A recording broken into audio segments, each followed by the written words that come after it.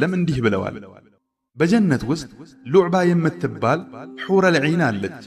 እርሷም ከአራት ነገሮች ተፈጥራለች። ከሚስክ፣ ከአንበር፣ ከካፉርና ከዛዕፈራን ሲሆን ጭቃዋን በሕይወት ውሃ አልያም ማኡል ሐያዋን ተቦክቷል። አላህም ለእርሷ ሁኚ አላት። እርሷም ሆነች። ሑረል ዒኖች ሁሉ ለእርሷ አድናቂዎች ናቸው።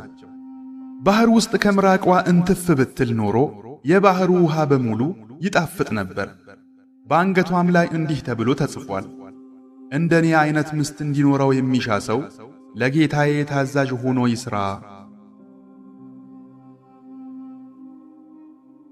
ታላቁ የቁርአን ሙፈሲር ሙጃሂድ እንዲህ ብለዋል፣ የጀነት መሬት የተገነባው ከብር፣ አፈሯ ከሚስክ፣ የዛፎቿ ግንድ ከብር፣ ቅርንጫፎቿ ደግሞ ከሉልና ከዘበርጀድ ነው። ቅጠሎቿና ፍራፍሬዎቿ ከዚያ ስር ናቸው። ቆሞ የበላት ሰው አይጎዳውም፣ አይቸገርም። ተቀምጦም መብላት የሻው ሰው አይቸገርም። ተኝቶም መብላት የሻ ሰው አይጎዳም። ዛፏ በማንኛውም ሁኔታ ለመመገብ ምቹ ናት። ይህ ማለት ቆሞም ሆኖ ተቀምጦ ለሚበላ ሰው ፍሬዎቿ ቅርብ ናቸው ማለት ነው። የጀነት ሰዎች ጀነትን፣ የእሳት ሰዎች ደግሞ እሳትን ሲገቡ አንድ ተጣሪ እንዲህ ብሎ ይጣራል፣ እናንተ የጀነት ሰዎች ሆይ አላህ ዘንድ ሊፈጸምላችሁ የሚፈለገው ቀጠሮ አላችሁ። እነርሱም ምንድነው እሱ? ሚዛናችንን አላከበደልንምን? ፊታችንን አላበራልንምን? ጀነት አላስገባንምን? ከእሳት አላወጣንምን? ይላሉ። ከዚያም መጋረጃው ይገለጣል፣ ወደ አላህም ይመለከታሉ። ነፍሴ በእጁ በሆነችው ጌታ እምላለሁ። ወደ አላህ ከመመልከት የበለጠ የተወደደ ነገር የጀነት ሰዎች አልተሰጣቸውም። ጅብሪል ዓለይሂ ሰላም አንድ ቀን ወደ ረሱል ሰለላሁ ዐለይሂ ወሰለም መጣና ጌታህ በፊርደውስ ውስጥ ሸለቆን አዘጋጅቷል፣ በውስጡም ከሚስክ የሆነ ክምር አለ። በጀነት ሀገር የጁምዓ ቀን ሲሆን ከብርሃን የሆኑ መድረኮች ይደረደራሉ፣ በላያቸውም ነቢያት ይቀመጣሉ። በያቁትና በዘበርጀድ ያጌጡ ከወርቅ የሆኑ ሚንበሮችም ይደረደራሉ፣ በላያቸውም ስዲቆች አልያም እውነተኞች ሰማዕታትና መልካም ሰዎች ይቀመጣሉ። በጀነት ሀገር የረጅም ሕንፃ ባለቤቶችም ይወርዱና ከእነርሱ በስተጀርባ በዚያ ሚስክ ክምር ላይ ይቀመጣሉ። ወደ ጌታቸውም ይሰባሰባሉ፣ ያመሰግኑታል፣ ያወድሱታልም። አላህም ጠይቁኝ ይላቸዋል። እነሱም ውዴታህን እንጠይቀሃለን ይላሉ። አላህም በእናንተ ተደስቻለሁ፣ ቤቴን ጀነትን አሰፈርኳችሁ፣ ክብሬንም አጎናጸፍኳችሁ ይላል። ከዚያም አላህ ይገለጥላቸዋል፣ ያዩታልም። ለእነርሱ ክብርን ስለሚጨምርላቸው ከጁምዓ ቀን የበለጠ የተወደደ ቀን የላቸውም። በሌላ ሐዲት እንደተዘገበው አላህ ለመላእክቱ ወዳጆቼን አብሏቸው ይላል። የተለያዩ የምግብ አይነቶችም ይቀርባሉ። ምግቡን ሲመገቡም ለእያንዳንዱ ጉርሻ ከሌላው የተለየ ጣዕም ያገኛሉ። ከምግብ ሲያጠናቅቁ አላህ ለመላእክቱ ለባሮቼ አጠጧቸው ይላል። መጠጦችም ይቀርባሉ። ለእያንዳንዱ መጎንጨት ከሌላው የተለየ ጣዕም ያገኛሉ። ጠጥተው ሲያጠናቅቁም አላህ እኔ ጌታችሁ ነኝ፣ ቃል ኪዳኔን ሞላሁላችሁ፣ ጠይቁኝ እሰጣችኋለሁ ይላቸዋል። እነርሱም ጌታችን ሆይ ውዴታህን እንጠይቀሃለን ይላሉ። አላህም በእናንተ ተደስቻለሁ፣ እኔ ዘንድ ጭማሪ ክብረት አለ፣ ዛሬ ከዚህ ሁሉ የበለጠ በሆነ ክብር አከብራችኋለሁ ይላል። ከዚያም መጋረጃውም ይገለጣል። አላህ የሻውንም ያህል ወደ እርሱ ይመለከታሉ፣ ለእርሱም በስጁድ ይወድቃሉ።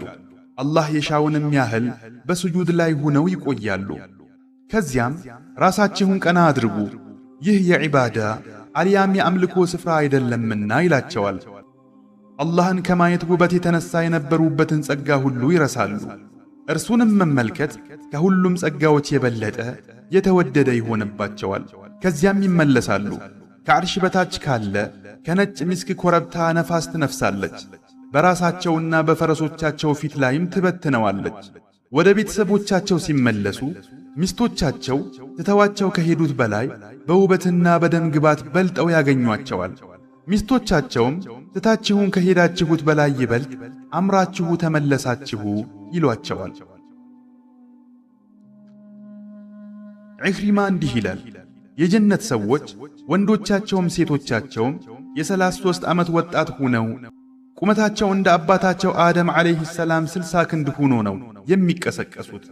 ጽዳትና ብሩህነት ያላቸው ወጣቶች፣ ዓይናቸው ኩል የተቀባ 70 የተለያዩ ውብ ልብሶችን የለበሱ ናቸው። እያንዳንዱ ልብስ በየሰዓቱ 70 አይነት ቀለም ይቀያይራል። ባል የሚስቱን ፊቷ ላይ፣ ደረቷ ላይና ቅልጥሟ ላይ እንደ መስታወት ያየዋል።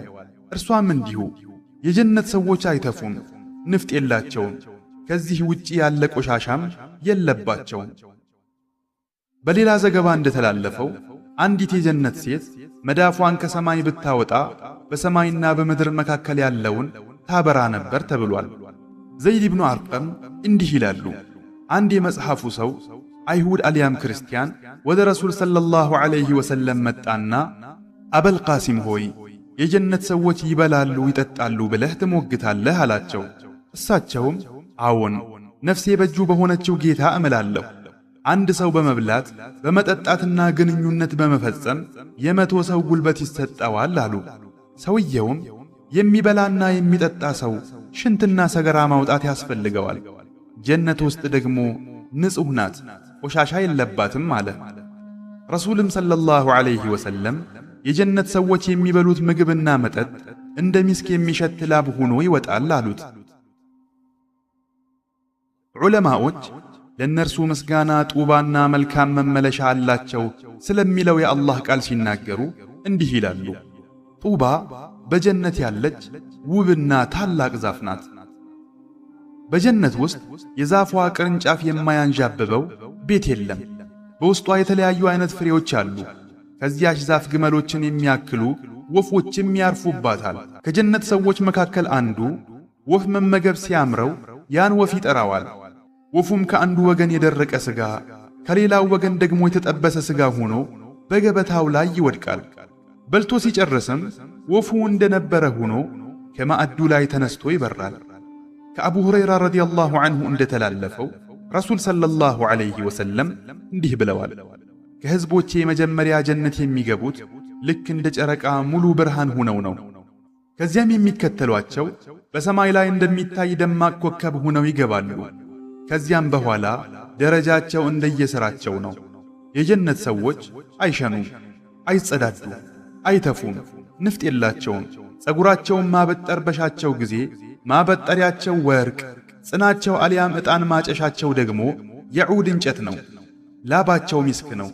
ባህሪያቸው እንደ አንድ ሰው ልብ ነው።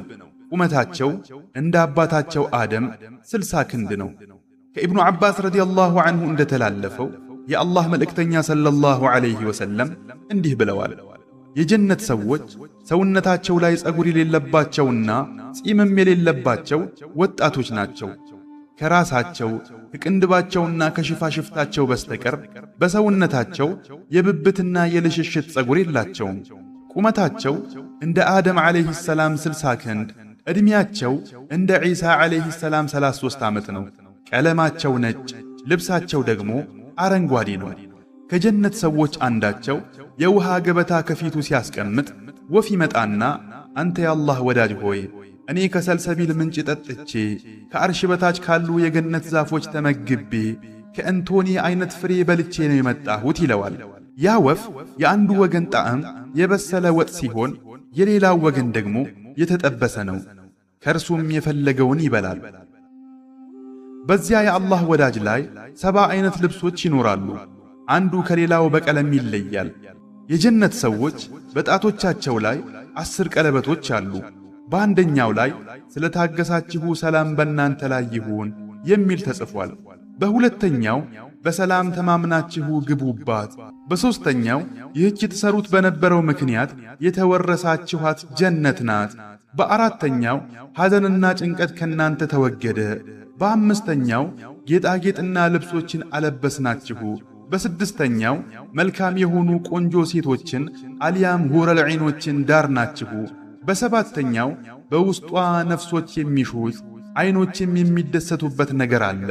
እናንተም በውስጧ ዘውታሪዎች ናችሁ። በስምንተኛው ከነቢያትና ከእውነተኞች ጋር ገጠማችሁ። በዘጠነኛው ወጣቶች ሆናችኋል አታረጁም።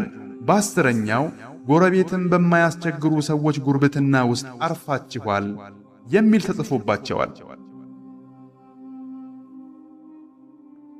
ወንድሜ ያሳለፍካቸው የህመም ሌሊቶች ሁሉ በከንቱ እንዳልነበር አሁን አስታውስ።